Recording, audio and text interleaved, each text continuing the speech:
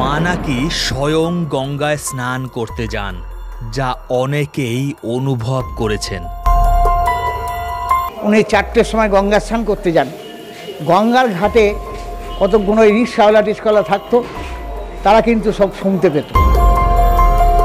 জলাতঙ্ক রোগে মৃত্যুর মুখে চলে যাওয়া রোগীও মায়ের চরণামৃতে সুস্থ হয়ে উঠেছিল। জলাতঙ্ক আরম্ভ হয়ে গিয়েছিল, সেই ছেলেকে বাঁচিয়ে নিয়ে এসছে। এখানে মায়ের মূর্তিও ব্যতিক্রমী রূপের।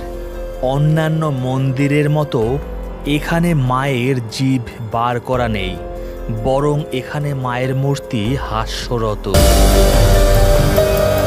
কালীময় পশ্চিমবঙ্গের আরও একটি জাগ্রত কালী মন্দিরে আপনাদের স্বাগত জানাই। আজ উপস্থিত হয়েছি রিষড়ার সিদ্ধেশ্বরী কালী মন্দিরে। এখানকার প্রতিমা অন্যান্য মন্দিরের প্রতিমার থেকে একদমই রূপে আলাদা, এবং এই মাকে নিয়ে জড়িয়ে রয়েছে বিভিন্ন অলৌকিক ঘটনা। কি সেই অলৌকিক ঘটনা, কি ইতিহাস জড়িয়ে রয়েছে এই কালী মন্দিরের সম্পর্কে, সেসব তো আপনাদের জানাবোই। আরও জানাবো কীভাবে এই মন্দিরে আসবেন এবং আরও বহু খুঁটিনাটি তথ্য। সঙ্গে থাকুন, দেখতে থাকুন। আমি সুমন বিশ্বাস এবং আপনারা দেখছেন টুরিস্টোলজি। হাওড়া স্টেশন থেকে ব্যান্ডেল, মেন লাইনের বর্ধমান, গোঘাট, তারকেশ্বর, আরামবাগ, সিঙ্গুর, হরিপাল অথবা শেওড়াফুলি লোকাল ধরে নামতে হয় রিষড়া স্টেশন। এখান থেকে টোটোয় 10 মিনিটের মতো সময় লাগে সিদ্ধেশ্বরী কালী মন্দিরে আসতে। এখানকার ব্যতিক্রমী কালী মূর্তি প্রতিষ্ঠার সঙ্গে জড়িয়ে রয়েছে এক সাধকের মাতৃ সাধনা। এখানে একটি পুকুর আছে, পুকুর থেকে মাকে পেয়েছিলেন। মায়ের একটি ঘট পাওয়া গিয়েছিল, সেই ঘটে মা স্বপ্নাদিষ্ট দিয়ে আদেশ দিয়েছেন যে আমার এইরকম মূর্তি। আর উনি জলে দাঁড়িয়েছিলেন, যতটুকু দাঁড়িয়েছিলেন, যতটুকু দেখেছেন, মা বললেন আমাকে যতটুকু দেখলি ততটুকুই নিয়ে আসবে। রিষড়ার দেবী সিদ্ধেশ্বরী আবির্ভূত হন 811 বঙ্গাব্দে। ওই সময় জটাধর পাকরাশি নামে এক সাধক এখানে সাধনা করতেন। শোনা যায় তিনি ধ্যান অথবা স্বপ্নে দেবী মূর্তি দর্শন করেছিলেন। দেবী কর্তৃক আদিষ্ট হয়ে তিনি নিকটবর্তী এক পুকুরে একটি ভাসমান ঘট দেখতে পান এবং যেখানে মন্দির অবস্থিত সেখানে ওই ঘট স্থাপন করে সাধনায় সিদ্ধি লাভ করেন। শোনা যায় দেবী জটাধরকে হাসি মুখে বরদান করেছিলেন। সেই কারণে দেবীর সেই হাস্যময়ী মূর্তি নির্মাণ করে একটি গোলপাতার মন্দিরে প্রতিষ্ঠিত করেন। দেবী সিদ্ধেশ্বরী কালী রূপে পূজিতা হলেও তিনি দ্বিভুজা। এনার ডান হাতে খড়গ এবং বাঁ হাতে নরমুণ্ড। পুরনো মূর্তি মাটির মূর্তি ছিল, সেগুলো ভেঙে যাওয়ার ফলে ওটা গঙ্গায় বিসর্জন দিয়ে এই মূর্তিটা এখানে প্রতিষ্ঠা হয়। নবকলেবর হয় এখানে 1995 সালে। এই কষ্টি পাথরের মূর্তিটা তৈরি হয়ে প্রতিষ্ঠা হয়। স্বরূপানন্দ সরস্বতী মহারাজ এই মূর্তিটা প্রতিষ্ঠা করেন।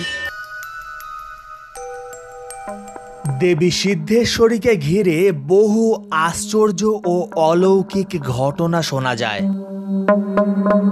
শোনা যায় এক অসহায় মহিলার 11 বছরের ছেলে হারিয়ে গিয়েছিল, কিন্তু প্রায় 3 বছর খোঁজাখুঁজির পরও ছেলেটির কোনো সন্ধান না পাওয়ায় সকলেই তাকে ফিরে পাওয়ার আশা ছেড়ে দিয়েছিল।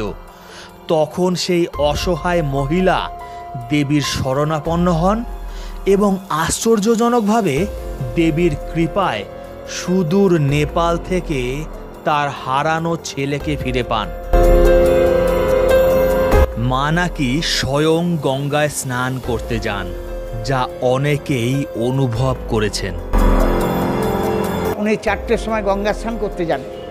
গঙ্গার ঘাটে কতগুলো রিক্সাওয়ালা থাকতো, তারা কিন্তু সব শুনতে পেত। এটা ওদের কাছ থেকেই জানছি। রিক্সাওয়ালারাই বলেছে যে মায়ের ঘুঙুরের শব্দ পাওয়া গিয়েছে, এরকম হয়েছে। শুনলাম কুকুরের কামড়ে জলাতঙ্ক রোগে মৃত্যুর মুখে চলে যাওয়া রোগীও মায়ের চরণামৃতে সুস্থ হয়ে উঠেছিল। ওকে কুকুরে কামড়িয়েছে, সে দরদর করে কাঁদছে, এসে মাকে বলছে যে মা আমার ছেলেকে বাঁচিয়ে দাও। আমি সানজল ফুল দিলাম।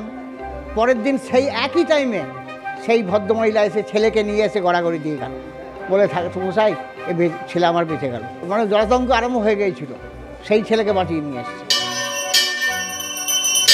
আপনার দুর্গাপুর আসানসোল ওই দিক থেকে এক ভদ্রলোক এসে বললো যে আমি হঠাৎ করে আমাকে স্বপ্ন পেলাম, আমি খুঁজে খুঁজে খুঁজে খুঁজে সব লোক মারফত এখানে এসেছি।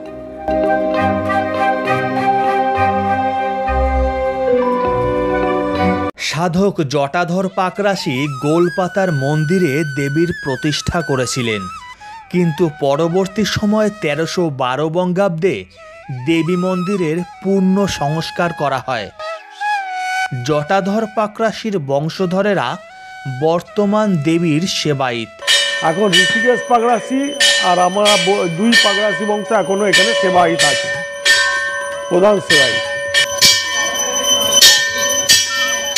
মন্দিরের মূল প্রবেশ তোরণ থেকে এগিয়ে আসলেই ডান দিকেই রয়েছে গেটের পাশে একটি দোকান, যেখানে আপনারা মায়ের মূর্তি, বিভিন্ন ছবি এবং চেলি কাপড়, মোমবাতি ইত্যাদি পেয়ে যাবেন। আরও কিছুটা এগিয়ে গেলে ফুলের দোকান সহ বিভিন্ন পুজোর সামগ্রীর দোকানগুলি আপনারা পেয়ে যাবেন। এখান থেকে পুজোর সামগ্রী সংগ্রহ করে আপনারা পুজো দিতে পারেন। পুজোর সামগ্রীর দোকানগুলি ছাড়িয়ে এগিয়ে আসলেই ডান দিকে রয়েছে মায়ের মূল মন্দির এবং এই মন্দিরে রয়েছে মায়ের গর্ভগৃহ, যেখানে রয়েছেন মায়ের মূর্তি। মায়ের মন্দিরের বাঁ পাশে রয়েছে মহাদেবের একটি মন্দির, যেখানে শিবলিঙ্গ রয়েছে এবং শিবরাত্রি, নীলের পুজো ইত্যাদি বিভিন্ন পুজোর সময় এখানে বহু ভক্তবৃন্দের ঢল নেমে যায় বাবার মাথায় জল ঢালার জন্য। এছাড়াও প্রতিদিন তো বহু মানুষ, বহু ভক্তবৃন্দ আসছেন এবং বাবার মাথায় জল ঢেলেও যাচ্ছেন। জানা যায় সাধক জটাধর পাকরাশি এই পুকুর থেকে পেয়েছিলেন সেই প্রাচীন ঘরটি, যেই ঘরটিতেই প্রথম পুজো শুরু হয়। শিব মন্দিরের পাশেই রয়েছে রান্নাঘর, যেখানে মায়ের ভোগ রান্না হয়। প্রতিদিনের ভোগ তো রান্না হয়, এছাড়াও বিভিন্ন উৎসবেও এখানেই ভোগ রান্না হয়। ভোগ হয়, ডেলি মার ভোগ দেওয়া হয়, 125 টাকা করে ভোগের মূল্য। ভাত, ডাল, দুরকম তরকারি, চাটনি, পায়েস এসব থাকে। আর প্রত্যেক বৃহস্পতিবার অমাবস্যায় খিচুড়ি ভোগ হয়, তার মূল্য 125 টাকা।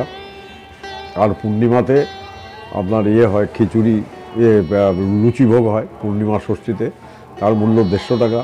এখানে আমাদের নিয়ম হচ্ছে আগের দিন অথবা 10 দিন কি 1 সপ্তাহ আগে এসে কুপন কাটতে হবে, 8টা থেকে 12টা, 5টা থেকে সন্ধ্যে 7:30টার মধ্যে। পরের দিন দুপুর 11:30টার সময় বাড়ি থেকে জায়গা নিয়ে এসে ভোগ নিয়ে যেতে হবে। তবে দূর দূরান্ত থেকে যারা আসেন তাদের আমরা প্রসাদের ব্যবস্থা করে দিই। এটি হচ্ছে মায়ের মূল মন্দির এবং মূল মন্দিরের গর্ভগৃহেই রয়েছে মায়ের মূর্তি। মায়ের মূল মন্দিরের সামনে যেটি দেখতে পাচ্ছেন এটি হচ্ছে নাট মন্দির।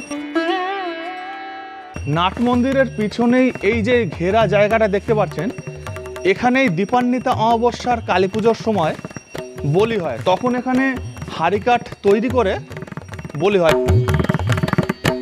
মন্দির আমাদের খোলা হয়, আর গরমকালে 4:50 ভোরবেলা মঙ্গল আরতি হয়, আর শীতকালে সেইটা হয় 5:15-তে। আর তখন থেকে খুলে দেওয়া হয়, ভোর 5:15-তে খুলে দেওয়া হয়। 12টা, 11:30টার সময় ভোগ দেওয়া হয় মাকে, 12টায় বন্ধ হয়ে যায়। আবার বিকেল 4:30 থেকে মার পুজো শুরু হয়, মানে সবাই দেখতে পারবেন এলেও।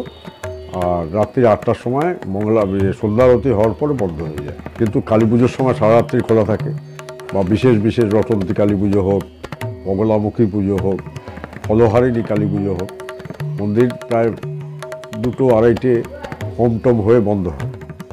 শুক্লা চতুর্থীতে আমাদের যে উৎসব, মানে জন্ম প্রতিষ্ঠা, বার্ষিক প্রতিষ্ঠা উৎসব, তখন সেদিনও ঠিক এইরকমই মার পুজো হয়, প্রায় খোলাই থাকে মোটামুটি, আবার রাত্রিবেলা বন্ধ হয়ে যায়। ভোগ প্রসাদ প্রায় আমরা সেই সময় ভক্তবৃন্দকের মধ্যে 5000 ভক্তবৃন্দকের মধ্যে বিনা পয়সায় ভোগ বিতরণ করে থাকি। কালীময় পশ্চিমবঙ্গের কিছু জায়গায় মায়ের ব্যতিক্রমী রূপ দেখা যায়। তেমনই এক মন্দির হল রিষড়ার সিদ্ধেশ্বরী কালী মন্দির। ভিডিওটি ভালো লেগে থাকলে অবশ্যই লাইক করবেন, কমেন্ট করবেন এবং শেয়ার করে অন্যকেও দেখার সুযোগ করে দেবেন। আর আপনি যদি এমনই ভিডিও আবারও দেখতে চান তাহলে চ্যানেলটি অবশ্যই সাবস্ক্রাইব করবেন এবং পাশের বেল আইকনটি ক্লিক করে অল প্রেস করবেন, যাতে পরবর্তী নতুন ভিডিওর নোটিফিকেশান সবার আগে আপনার কাছে গিয়ে পৌঁছয়। তো ভিউয়ার্স, ভিডিওটি আজকে এই পর্যন্তই। আবার দেখা হবে পরবর্তী নতুন ভিডিওয়ে।